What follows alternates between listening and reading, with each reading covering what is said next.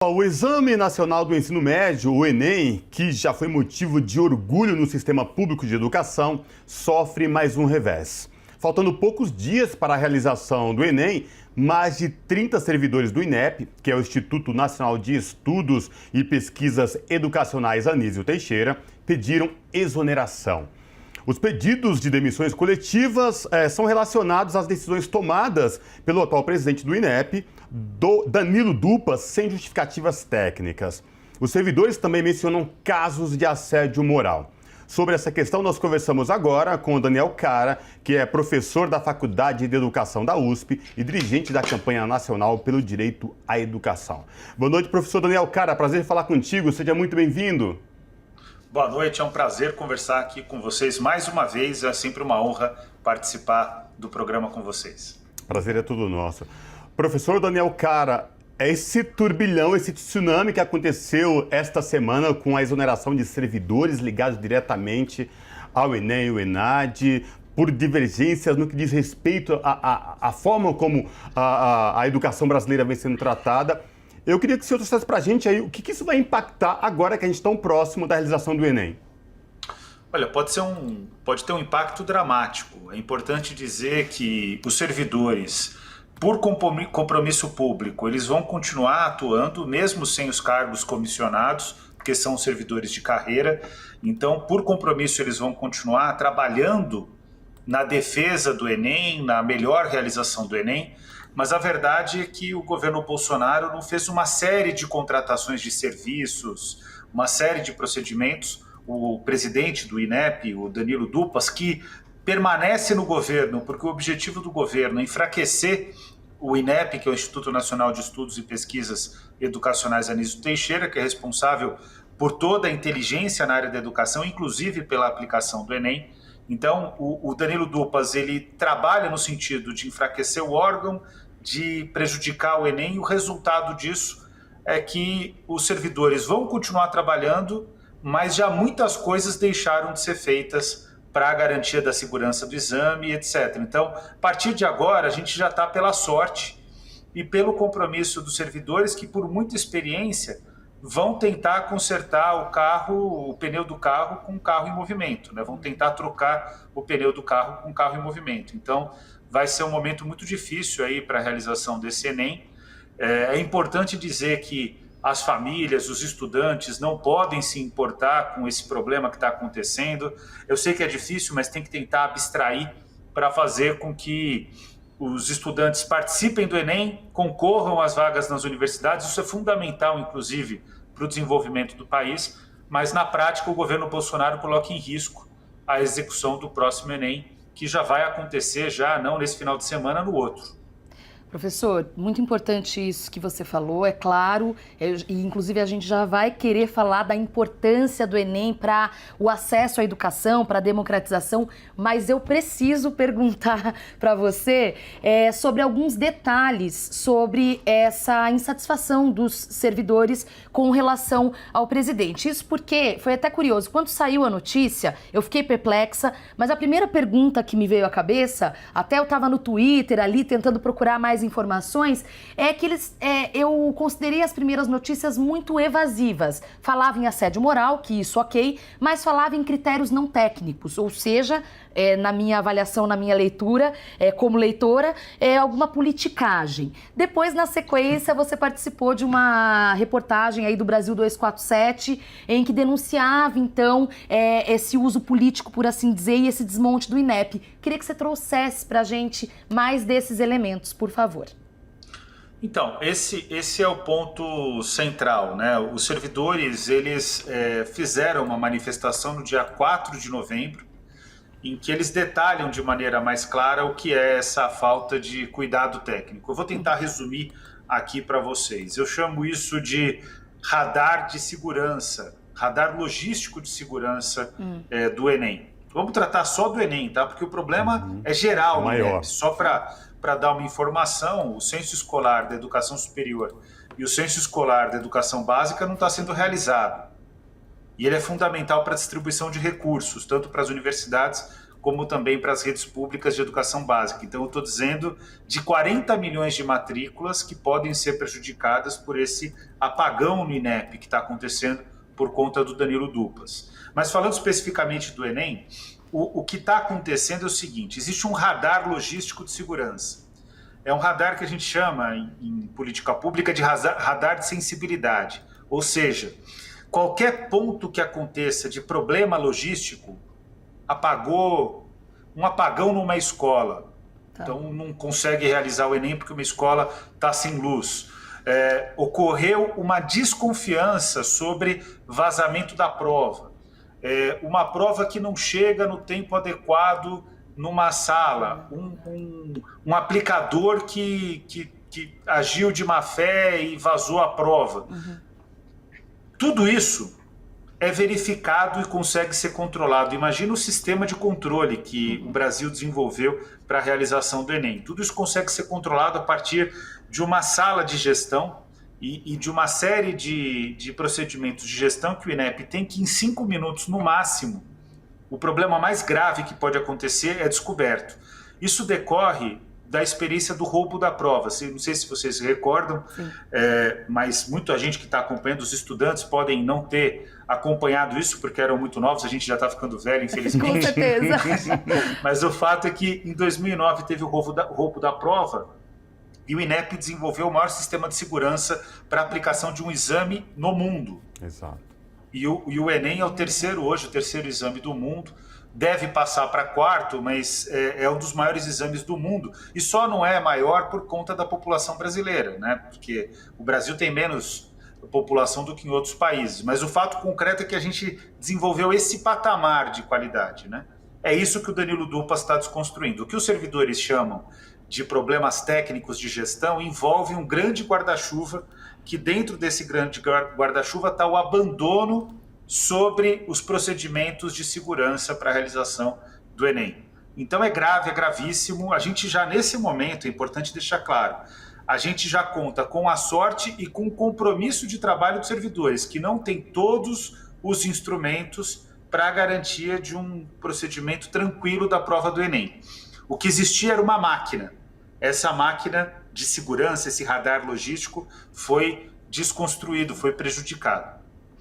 Professor Daniel, como repercutiu no meio acadêmico a exoneração destes servidores? O senhor muito bem lembrou da importância do Enem para a realização dele, para o acesso dos estudantes às universidades. Mas como que repercutiu isso no meio acadêmico, a exoneração desses servidores da educação? Olha, repercutiu como uma bomba, como tem que ser, né? Mas me lembra muito o apagão do IBGE. Vocês noticiaram, inclusive, eu acompanhei na época, né? Os apagões do IBGE.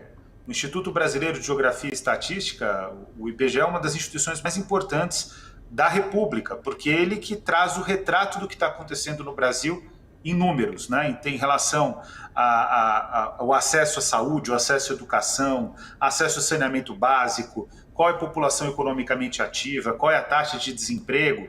O DIEESE faz um trabalho mais apurado, mas não tem a mesma abrangência, é outro critério, né? Que o IBGE. E o governo Bolsonaro desconstruiu o IBGE, desconstruiu o IPEA também, Instituto de Pesquisa Econômica Aplicada, que é um instituto fundamental para a gente poder ter inteligência sobre a nossa política econômica. E agora está atacando, aliás, agora não, desde 1º de janeiro de 2019 ataca também o INEP. Então, no meio acadêmico da área de educação foi uma bomba, mas é importante dizer que isso faz parte de um grande ataque a tudo aquilo que se refere a dados sobre a realidade brasileira. Um governo autoritário, um governo com ímpeto autoritário, ele não quer que o Brasil, que é o povo brasileiro, conheça sua própria realidade.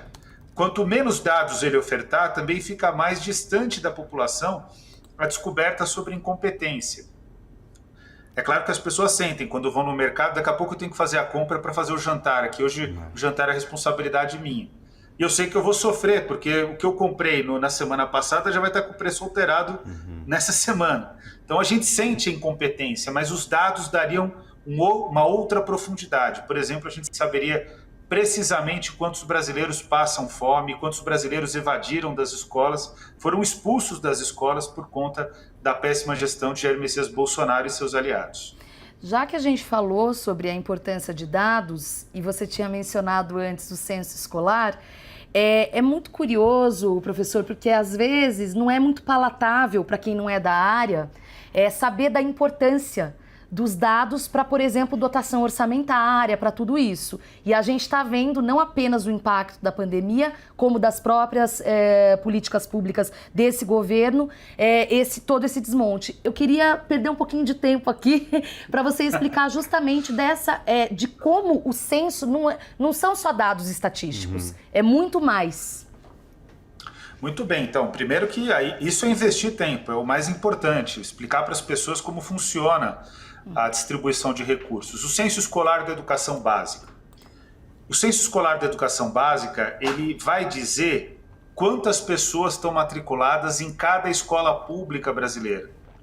Isso vai servir para destinar recursos do dinheiro direto na escola, que é um recurso que vai direto para a escola para ela poder fazer pintura, fazer alguma reforma necessária. Por exemplo, teve um problema na caixa d'água. Vai recurso federal que pode ser usado para isso também. E aí a escola fica com água, porque ela pode se encontrar, de repente, sem água. Então, desde o dinheiro direto na escola, que é uma coisa importante, né, para a gestão da escola, que o censo escolar ajuda essa informação, como também ele vai definir quem vai receber recurso do Fundeb, quanto cada município vai receber de recurso do Fundeb, quanto cada estado vai receber de recurso do Fundeb. Para quem não sabe, o Fundeb é o Fundo de Financiamento da Educação Básica, explicando a grosso modo, que a sigla é mais extensa, mas a ideia do Fundeb é essa. É o fundo que financia a educação básica, que é a etapa, né, do ensino, nível de ensino que vai da creche até o ensino médio. Então, tudo o que acontece na distribuição de recursos do governo federal para estados e municípios e para as escolas depende do censo escolar. Agora, o censo escolar também ajuda a prefeitura e o governo do estado, por exemplo, a redistribuir estudantes. De repente tem uma escola superlotada, tem uma escola do lado que não está superlotada, ao enviar recursos para a garantia da merenda escolar. Então, o censo escolar é simplesmente, para as pessoas entenderem, o que existe de mais importante em termos de informação para a gestão pública. E isso está paralisado graças à gestão do Danilo Dupas. Eu tive acesso a uma nota técnica que diz que há 7 meses, para também quem quiser entender sobre o censo da educação superior, há 7 meses ele está parado, sem recolher informação. É o censo da educação superior que vai dizer quem vai ser o aluno e como esse aluno vai ser beneficiado pelas políticas de permanência na universidade. E aí eu vou ser bastante franco. E eu conheço essa realidade, sou professor universitário e sou conselheiro da Unifesp, sou professor da USP e conselheiro da Unifesp, Universidade Federal de São Paulo. Para quem quiser entender basicamente como funciona, é o seguinte: o aluno que tem dificuldade de renda, isso é informado também pelo censo escolar e é o que vai definir se aquele aluno vai ter recurso para transporte. Aí a gente que luta, por exemplo, para a democratização da educação superior, para o apoio à política de cotas, a gente sabe que se o aluno não tiver dinheiro para transporte, ele não tem de onde tirar. Sim. As pessoas estão passando fome. Então o que o governo Bolsonaro está fazendo na prática? Ele está paralisando os instrumentos de gestão pública que servem para garantir o direito à educação e a democratização da educação superior. Por quê? Porque o governo Bolsonaro, de fato, não considera que educação é prioridade. Porque ele não considera que ciência é prioridade. Ele não considera que desenvolvimento é prioridade. Ele não considera que combate à fome agora, com a questão do fim do Bolsa Família, é prioridade. É um governo que joga contra o povo brasileiro, não se importa com o povo brasileiro. Professor Daniel Caro, nosso tempo está acabando, mas eu tenho que te fazer uma pergunta, porque desde o golpe que destituiu a presidenta Dilma Rousseff, a educação vem sofrendo passo a passo golpes constantemente. E aí nós tivemos logo depois que o Temer assumiu congelamento, os investimentos em educação e saúde foram congelados e depois, com a eleição de Bolsonaro, ataques constantes à educação, ao processo educacional, seja ele desde o ensino básico até a universidade. E a minha pergunta é, professor, até onde vai esses ataques à educação brasileira? Olha, esses ataques, o objetivo deles é reduzir o investimento em educação e privatizar aquilo que sobrar. Então, enquanto eles não conseguirem atingir esse objetivo de privatização, agora nessa proposta do Auxílio Brasil, que nem deveria existir, se o governo fosse responsável, ele simplesmente aumentava o Bolsa Família para R$400, dinheiro no bolso das pessoas com essa situação de inflação, pessoas sem emprego, esse era o caminho, valorizar uma política já estabelecida, mas o governo vai lá e tenta criar o Auxílio Brasil. Dentro do Auxílio Brasil, ao invés de fazer creche pública de qualidade, com dinheiro do Fundeb, que o Bolsonaro era contra, mas a gente ganhou, a nossa luta foi vitoriosa e conseguiu aumentar o recurso para o Fundeb, para expandir creche em especial. Ao invés de construir creche pública de qualidade, o Bolsonaro quer privatizar a creche. Olha só a denúncia que eu vou fazer aqui. Inclusive, ele quer privatizar a creche com um valor de voucher muito abaixo do que é executado pelo Fundeb. Para onde vai esse dinheiro? Vai para o orçamento secreto? Para ele alimentar toda a corrupção que está acontecendo no governo dele com o Centrão? Então, os ataques à educação, se o Bolsonaro permanecer na presidência da República, eles vão ser constantes até o momento em que ele acabe com a educação pública e o Brasil vive uma educação privada de péssima qualidade, coisa que já aconteceu, por exemplo, em países em desenvolvimento como Quênia e como Gana, mas que também aconteceu na Suécia. O que aconteceu na prática? No Quênia e em Gana, a precarização aconteceu e não conseguiram retomar as escolas públicas, mas na Suécia, por uma decisão inclusive da realeza, tudo foi revertido. Está voltando tudo a ser público, porque educação de qualidade tem que ser pública, porque tem que pertencer a todas e todos. Muito bom. Professor Daniel Caro, professor da Faculdade de Educação da USP, também dirigente da Campanha Nacional pelo Direito à Educação. Professor, obrigada, boa noite. Obrigado, boa noite, sempre um prazer conversar com vocês. Abraço, professor. Tchau.